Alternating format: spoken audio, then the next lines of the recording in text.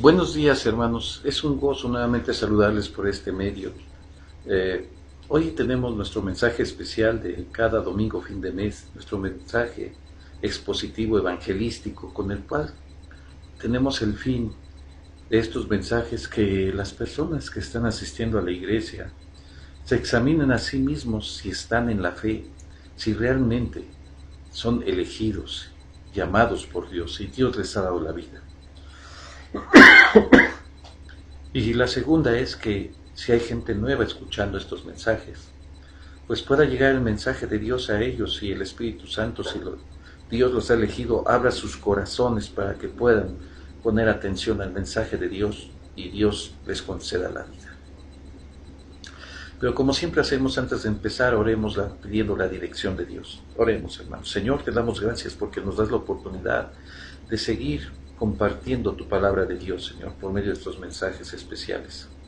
Te pido que el hombre calle seas tú el que enseñes y que nos limpies en tu sangre, Señor Jesucristo, de todo pecado, de toda iniquidad, y que nos ilumines con tu Espíritu Santo para entender tu palabra, comprenderla, vivirla y compartirla, Señor. Y que todo esto sea para la gloria y honra tuya, te lo suplicamos en tu nombre, Señor Jesús. Amén. Hoy hablaremos sobre la apologética reformada.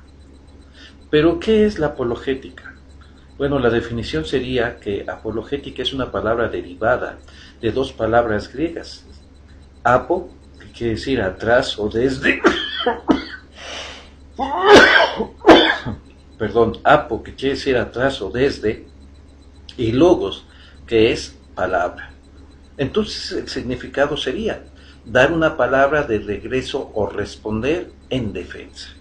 Dar una palabra de regreso o responder en defensa, eso sería apologética. Pedro nos dice lo siguiente sobre la apologética en 1 de Pedro 3:15. Dice el texto así: sino santificad a Cristo como Señor en vuestros corazones, siempre prestos para defensa, para apología, ante todo el que os demande razón de la esperanza que hay en vosotros. Y hoy veremos un caso de apologética presuposicional. Y veamos en acción al apologista más importante de todos los tiempos, el Señor Jesucristo. Vayamos a Juan capítulo 4, versículo 1 al 42. Juan capítulo 4, versículo 1 hasta el 42. Y vamos a ver varios argumentos que utiliza la gente inconversa acerca de Dios o para no estar con Dios. Y vamos a ver cómo Dios responde a esas presuposiciones que tiene la gente.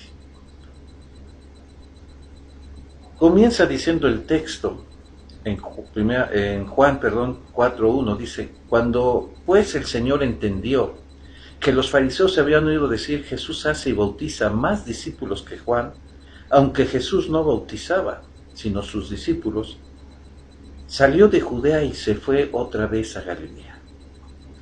Pero aquí comienza algo muy interesante. Y le era necesario pasar por Samaria. Vino pues a una ciudad de Samaria llamada Sicar, cerca de la parcela de tierra que Jacob le había dado a su hijo José. Estaba allí el pozo de Jacob, o el manantial de Jacob. Entonces Jesús, cansado del camino, estaba sentado junto al pozo. Era como la hora sexta. Vino una mujer de Samaria a sacar agua, y Jesús le dijo: dame de beber. Pues sus discípulos habían ido a la ciudad a comprar alimentos. Entonces la mujer samaritana le dijo: ¿qué es que tú, siendo judío, me pides a mí de beber, que soy mujer samaritana? Porque los judíos y los samaritanos no beben de los mismos vasos. Respondió Jesús y le dijo: si tú conocieras el don de Dios, y quién es el que te dice dame de beber, tú le habrías pedido a él, y él te habría dado agua viva. Aquí vemos uno de los primeros argumentos que esgrime la gente cuando se le habla del Señor Jesucristo, el argumento del racismo. La mujer argumenta que cómo era posible que un judío le pidiera agua a una samaritana, no porque no se trataran entre sí, pues llevaban muchos siglos y había ciertos tratos, ciertas cosas, a veces dicen no, ni siquiera pasaban, a veces equivocadamente se decía eso, ni siquiera pasaban por ellos, no, sí tenían relación, pero no se ponían a comer con ellos, era algo bajo para los judíos, y mucho menos beber, y es muy interesante la traducción que dice que no beben del mismo vaso. No beben del mismo vaso, o sea, no se sentaban a comer con ellos, ni siquiera a beber. Por eso la mujer samaritana se sorprende y usa un argumento muy interesante, el del racismo. Porque dice la Biblia que judíos y samaritanos no bebían de los mismos vasos, no se trataban entre sí. Entonces mucha gente utiliza el racismo para no predicar o no tener o aceptar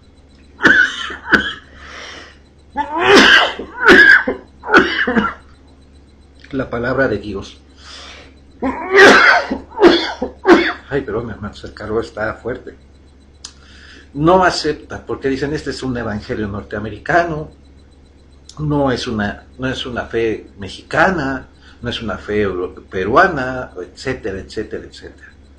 Es de blancos, no es de indígenas, no es de negros, y comienzan a decir una sarta de racismos para no querer escuchar el evangelio. Pero ahí es donde nosotros, con sus propias presuposiciones de ellos, debemos de tomar. ¿Y cómo respondió el Señor Jesucristo a este argumento del racismo? Le dice, si tú conocieras el don de Dios, ¿y quién es el que te dice, dame de beber? Tú le habrías pedido a Él y Él te habría dado agua viva. Hablando del agua espiritual, hablando versículos más adelante, en Juan, capítulos más adelante, del Espíritu Santo, de la salvación realmente que nos imparte el Espíritu Santo a nosotros. Y destruye totalmente ese argumento del racismo que tanta gente esgrime para no escuchar el Evangelio. Hay que aprender a escuchar lo que dicen y usar los principios de la Biblia para poder quitar estas presuposiciones que tiene la gente que esgrime para evitar escuchar el Evangelio. Pero sigue diciendo la palabra de Dios. Ella le dijo, Señor, no tienes con qué sacarla, y el pozo es hondo. ¿De dónde pues tienes esa agua viva? Seguramente tú no eres mayor. Seguramente tú no eres mayor. Fíjense cómo le dice que nuestro padre Jacob, que nos dio este pozo del cual bebieron él, sus hijos y sus ganados, ¿verdad? Y respondió Jesús y le dijo, cualquiera que bebiere de esta agua volverá a tener sed. Mas el que bebiere del agua que yo le daré no tendrá sed jamás, sino que el agua que yo le daré se convertirá en él una fuente de agua que brote para vida eterna. La mujer le dijo, Señor, dame esa agua para que no tenga más sed ni venga hasta aquí a sacarla. Aquí el argumento que esgrime nuevamente la mujer es el argumento de la tradición.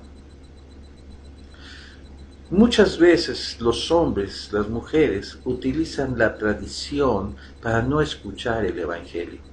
Es que yo soy romanista, soy testigo de Jehová, no es de mis padres, eso no me dieron, no nos enseñaron eso nuestros padres, yo no puedo traicionar a mi padre, yo no puedo hacer eso porque no es la religión de mi familia, yo no puedo voltear bandera, no puedo ser saltar para atrás. Esgrimen, y nosotros tenemos que decirles, como dijo el Señor Jesucristo, que Él está ofreciendo vida eterna. No traiciona uno a nadie, se está traicionando a sí mismo la persona.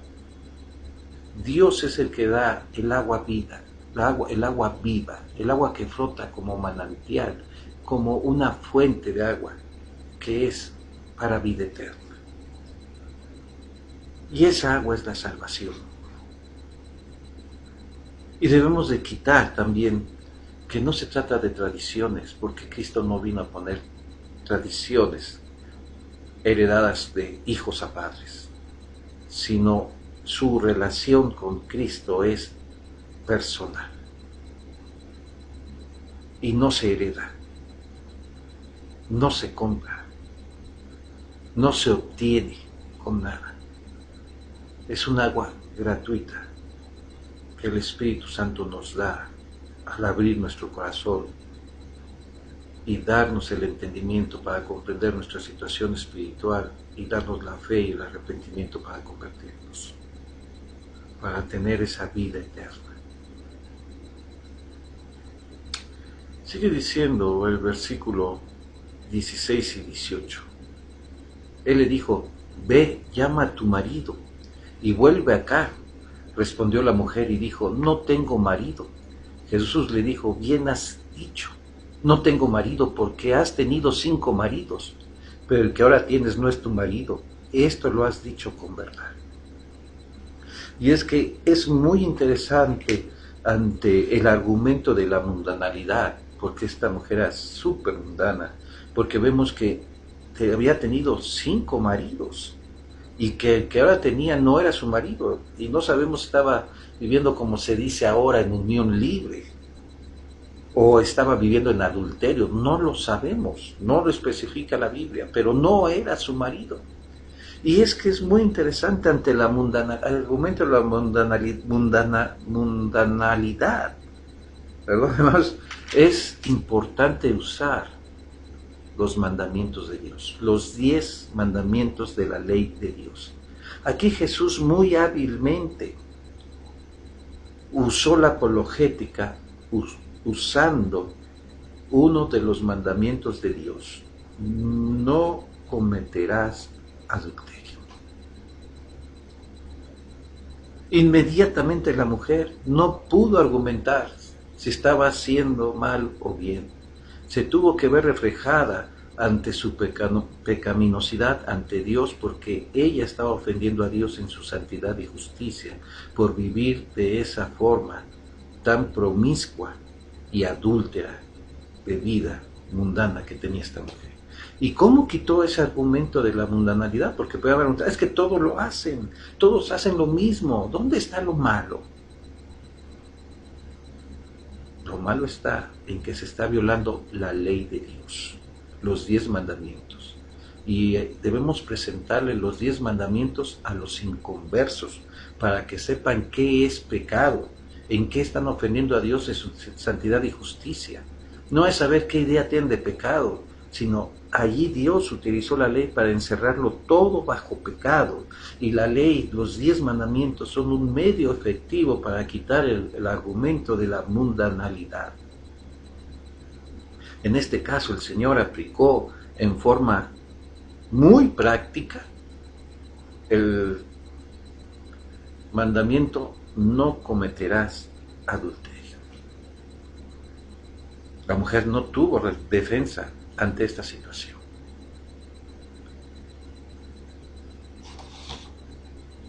Leamos ahora del versículo 19 al 24.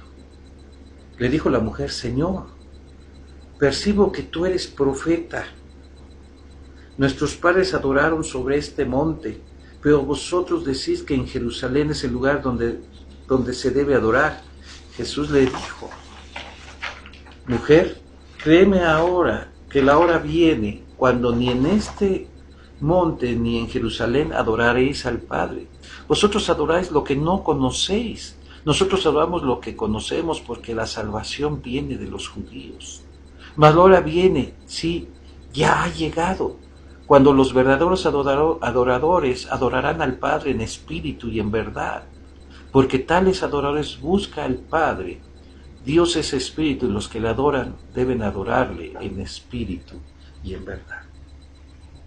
Y ahora aquí vemos que la mujer esgrime, después de que Dios ha quitado el argumento del racismo, de la tradición y de la mundanalidad, ahora esgrime el argumento de la religiosidad, ¿verdad? Porque dice: bueno, creo que tú, como hablas, eres profeta, pero ¿dónde se debe adorar? Ustedes dicen que en Jerusalén, nuestros padres dicen que aquí en Samaria. ¿En dónde? ¿Cuánta gente nos hace esa pregunta? ¿Cuál es la religión verdadera? ¿Dónde está la verdad? ¿Qué es la verdad? No hay verdad absoluta. Si no hay verdad absoluta, hermanos, ¿quién tiene la verdad entonces? Si nada, ninguna verdad es absoluta. Entonces, si mi verdad es matar a medio mundo, no me pueden reclamar porque es mi verdad, porque ninguna verdad es absoluta. Pues claro que es una tontería. Es muy importante tener cuidado, porque Dios es espíritu. Y vean cómo Jesús les enseñó que no se iba a adorar ni en Jerusalén, ni se iba a adorar en Samaria, porque la verdadera oración es espiritual, porque Dios es espíritu y busca a Dios, a tales adoradores que le lleven a cabo esa adoración espiritual. Y eso solamente se consigue por ser primeramente elegidos por Dios y que el Espíritu Santo obre en nuestras vidas para darnos vida espiritual, para poder saber quién es Dios realmente y que Él es espíritu y que nuestra adoración es espiritual, de nuestro corazón interno, de nuestro hombre interno hacia Dios. ¡Qué contestación a ese argumento tan tremendo de nuestro Señor Jesucristo! Porque debemos adorarle en espíritu y en verdad. ¿Y dónde encontramos esa verdad? Hay dos textos muy importantes. Juan 14. Jesucristo dijo, yo soy el camino, la verdad y la vida. Y el otro es igual de importante. Santifícalos en tu verdad. Tu palabra es verdad. Una vez llegó un joven conmigo diciendo, quiero saber la verdad. Digo, oh, qué interesante. Le saqué estos dos versículos que mencioné. Yo soy el camino, la verdad y la vida, dijo Jesús. Y Jesús dijo, santifícalos en tu verdad, tu palabra es verdad. Entonces el joven me respondió, no, yo no busco esa verdad. Entonces yo le dije, no, tú no estás buscando la verdad. Tú estás queriendo tener tu verdad que te justifique tu vida pecaminosa. Pero eso no quiere decir que sea la verdad. Y ni que una mentira que se repite tantas veces llegue a ser verdad, tampoco. Sigue siendo una mentira y siempre lo será.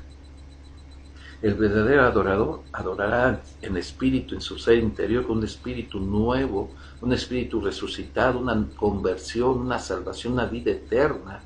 Y en verdad, en el Señor Jesucristo y en la palabra de Dios. El versículo 25 y 26 dice, le dijo la mujer, sé que Mesías viene, el que es llamado Cristo. Cuando Él venga nos declarará todas las cosas. Jesús le dijo, yo soy el que habla contigo. Y aquí la mujer está ahora usando el argumento de la profecía profética. ¿Cuánta gente hoy en día usa las profecías para decir que ahí está Dios con ellos, que Cristo va a venir, y en tal fecha, en tal otra, han pasado las fechas, nunca ha venido, y que las revelaciones, y que etcétera, para según decir que están en Dios? Esta mujer ahora está usando este argumento. Sé que el Mesías ha de venir, el llamado del Cristo. Cuando Él venga nos declara todas las cosas. ¿Cuál fue la contestación de Cristo a este argumento? Jesús le dijo, yo soy el que habla contigo. Ese Mesías, ese Cristo, ese ungido que están esperando, lo tienes enfrente de ti. El que cumple todas las profecías del Antiguo Testamento. Y que ha de cumplir las que faltan. El Cristo, el Señor Jesucristo. La mujer no sabía qué contestar. Pero entonces pasa algo muy interesante. Versículo 27. Dice, en ese momento vinieron sus discípulos y se maravillaron de que hablaba con una mujer. Ninguno dijo, ¿qué haces? ¿Qué deseas de ella? ¿Por qué hablas con ella? Y aquí vemos un argumento muy interesante de la discriminación sexual. Los apóstoles también argumentaban incorrectamente cosas, presuposiciones equivocadas, pues para ellos no era correcto que un hombre abrace en público con una mujer, ni siquiera a veces se sentaban a comer con las mujeres, pues que los hombres se sentaban solos a comer y las mujeres estaban aparte. No era correcto ni siquiera hablar con ellas, ni siquiera pedirles algo. Cuando estos hombres, estos discípulos llegan y ven hablando con ella con una mujer al Señor Jesús, se quedan totalmente sorprendidos, les rompe su argumento de la discriminación sexual. Porque todas las personas, hombres y mujeres, necesitan escuchar el Evangelio del Reino de Dios. Y Jesús no hizo discriminación sexuales ni a hombres, ni a mujeres, ni a ancianos, ni a niños. Y nosotros no debemos hacer discriminación de ningún tipo. Nosotros debemos predicarle a todos porque todos son igual de importantes. Un día oía a una persona decir una verdadera barrabasada. Decir que los que importan son los adultos, los niños no tienen importancia en la iglesia. Haciendo no solamente una discriminación sexual, sino de personas. ¿Quiénes van a ser los que continúen la iglesia del futuro, hermanos, si Dios nos presta vida? Son esos niños que están yendo a la iglesia, sus hijos. Los niños invitados que están yendo son los que seguirán la enseñanza del Señor Jesucristo a las futuras generaciones. Y si no les tomamos importancia, qué tremendo. Y también a las mujeres, hermanos. Las mujeres pueden servir en la iglesia. No estamos hablando de que sean pastoras, no nos equivoquemos. Pero también necesitan de evangelio. Están hechos a la imagen de Dios igual que nosotros. Tienen la misma dignidad, la misma posición. Y también han caído igual que nosotros. Y necesitan escuchar el evangelio de Dios. Entonces no se trata de hacer discriminación sexual ni de personas, hermanos. Entonces vemos que después de que Dios quitó todo argumento de sus presuposiciones que tenía esta mujer y le contestó Jesús con sus propias preguntas, con sus propias presuposiciones de ella, entonces viene un milagro tremendo en ella. Versículos 28 al 30. Entonces la mujer dejó su cántaro y regresó a la ciudad y dijo a la gente: venid, ved a un hombre que me ha dicho todo lo que yo he hecho. ¿No será este el Cristo? Entonces salieron de la ciudad y venían a él. Aquí vemos la conversión de esta mujer. Y vemos que la apologética, hermanos, es evangelística. Muchos piensan que la apologética es nomás discutir y hablar. No, la apologética presuposicional debe estar siempre enfocada al evangelismo. Escuchar cuáles son las presuposiciones de las personas y contestar con la palabra de Dios, no con nuestros argumentos, no con nuestras ideas, no con nuestras experiencias, sino con la palabra de Dios, contestar a sus presuposiciones que tiene esta gente, con lo que dice la doctrina de la palabra de Dios. Y eso lleva a la gente a convertirse. Porque si hablamos de evidencias, no son malas las evidencias, pero estamos poniendo como jueces de esas evidencias de Dios y de la palabra a los inconversos. Y el juez es Dios. No debemos de poner a los hombres a juzgar si es verdad o no Dios, si Dios existe o no. Nosotros debemos tomar sus presuposiciones y contestarlas con la palabra de Dios. Porque esto hizo el Señor Jesucristo y esto debemos ser nosotros. Y eso va a llevar a la gente, si es elegida de Dios, a Dios el Espíritu Santo abrirá su corazón para que oiga el mensaje de Dios y Dios les dé la vida. Y es tan tremendo porque esa mujer no echó a perder su cántaro, lo dejó para que Jesús tomara agua, pero fue corriendo porque sabía que había algo más importante que su cántaro. El Señor Jesucristo. Vengan a ver a uno que me ha dicho todo lo que he hecho en mi vida. ¿No será este el Cristo? No necesitamos clases de evangelismo, 5 pasos, 7 pasos, puentes, nada.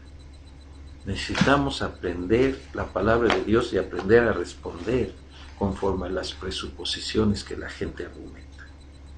Saber responder a sus argumentos. Pero lo peor de todo es que los discípulos tenían otro argumento equivocado. No nomás era la mujer. Ya vimos que los tenían un argumento de discriminación sexual los apóstoles, pero también tenían un argumento de materialismo. Fíjense lo que pasó en los versículos 31 al 38. Entre tanto, los discípulos le rogaban diciendo: Rabí, come, yo tengo. Y les responde él: yo tengo que comer una comida de la cual vosotros no sabéis. Los discípulos diciéndose los unos a los otros: ¿le habrá traído alguien de comer? Jesús les dijo: mi comida es hacer la voluntad del que me envió y terminar su obra. ¿No decís vosotros, aún faltan 4 meses para que llegue la siega? Yo os digo, mirad, alzad vuestros ojos y mirad los campos que están blancos para la siega.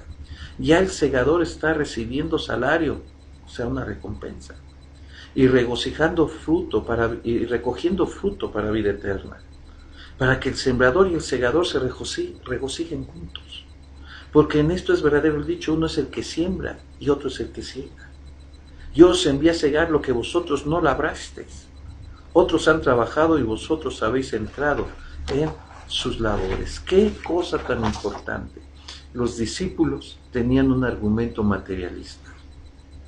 Estaban preocupados porque comiera Jesús, estaban preocupados porque comieran ellos mismos.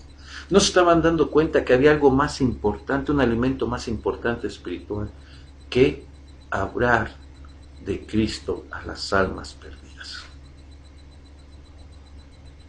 Ir a esos campos que ya están listos, que donde Dios tiene pueblo, para predicar el Evangelio y con la hoz de la palabra de Dios recoger las mies de Dios. A veces nosotros estamos más preocupados por nuestra situación. Si tenemos dinero, si tenemos para la renta, si tenemos para la comida, si tenemos para los pasajes, si tenemos para la escuela, si tenemos para las colegiaturas, si tenemos para vestir, bueno, estamos tan materialistas, tan preocupados por tantas cosas, que se nos olvida lo más importante: hacer la voluntad de Dios. Y la voluntad de Dios es que nosotros somos los instrumentos de Dios para llevar el Evangelio a las almas, porque debemos predicar el Evangelio. Sabemos que es una elección de Dios, no de los hombres, pero Dios busca a sus elegidos. ¿Y a quién utiliza? El Espíritu Santo para encontrar a sus elegidos, a usted y a mí, a los que realmente, si en verdad somos elegidos de Dios. Porque alguien que no quiere predicar el Evangelio, hay que dudar si es un elegido de Dios.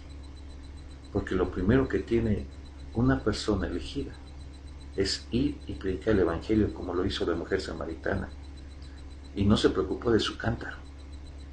Mas los discípulos, qué triste, se preocupaban de lo que iban a comer.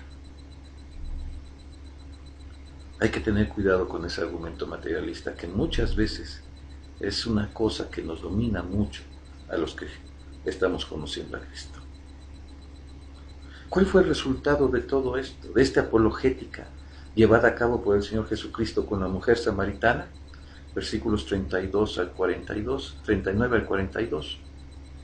Y muchos de los samaritanos de aquella ciudad creyeron en él por la palabra de la mujer que atestiguaba. Me dijo todo lo que he hecho. Cuando los samaritanos vinieron a él, le rogaban que se quedara con ellos. Se quedó allí 2 días y creyeron mucho más por la palabra.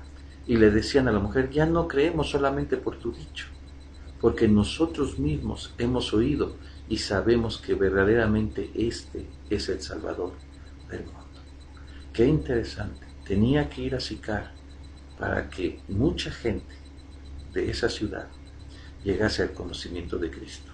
Gracias a que hubo una apologética del Señor, donde escuchó a la mujer en sus presuposiciones, le contestó con la palabra de Dios a esos errores que tenía ellos, a esa cosmovisión equivocada que tenía de la vida, quitando todo argumento, aún de los mismos apóstoles que también tenían una cosmovisión equivocada del mundo, y poniéndole una cosmovisión bíblica, una forma de ver la vida, de ver el mundo diferente. Y lo logró a base de la mujer de Sicar. Y esta fue un instrumento de Dios tremendo, donde trajo mucha gente, y luego ya no nomás era la mujer, sino aquellos que habían escuchado directamente las enseñanzas del Señor Jesús, su palabra, la palabra de Dios encarnada. Creyeron y reconocieron que el Señor Jesucristo era el Salvador del mundo. Eso es una verdadera apologética, es evangelística, con el fin de que la gente, quitarle sus argumentos equivocados, y si son elegidos de Dios, no tengan nada que les estorbe, quitando todo argumento y llevando todo pensamiento cautivo a la mente de Cristo por medio de la obra del Espíritu Santo y la palabra, para obrar en los corazones de esas personas y quitar el corazón de piedra y poner uno de carne, darles un espíritu nuevo para que el Espíritu sea enviado por el Padre y obedezcamos sus mandamientos.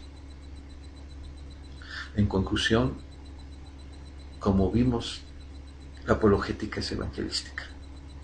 El Señor la utilizó para evangelizar a la mujer samaritana y luego a los ciudadanos de Sicar, y de pasar a enseñar a los apóstoles.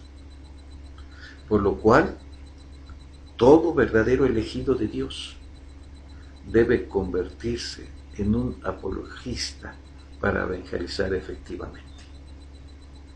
Debe usted estudiar la palabra de Dios, de leerla diario, de orar diario y de meditar en su palabra estudiando qué es lo que quiere decir cada palabra de la Biblia, para que usted, cuando nos demanden razón de la fe que hay en nosotros, podamos ser una defensa efectiva y clara para derribar todo argumento en contra de Cristo y llevar esa mente cautiva al pensamiento de Cristo.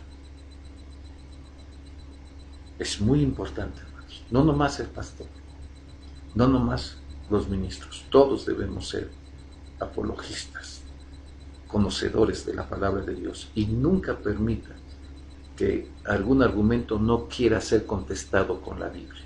Usted siempre debe apelar al Espíritu Santo y a la palabra de Dios para contestar todo argumento que pongan delante de usted. Oremos para terminar, hermanos. Señor, te damos gracias por darnos la oportunidad de poder aprender tu palabra y seguir sirviéndote y amándote, Señor. Gracias porque sé que tú nos harás entender que debemos ser apologistas, porque eso es evangelismo, Señor, para derribar todo argumento en contra de ti, Señor, y llevar toda mente cautiva a la mente de Cristo, Señor. Y si son elegidos tuyos, les des la vida, Padre bondadoso. Te lo suplico y ayúdanos. Y si hemos entendido hoy que necesitamos nosotros también esa vida, pues haz tu voluntad en nosotros y ten misericordia de nosotros, te lo suplico. En tu nombre, Señor Jesús. Amén.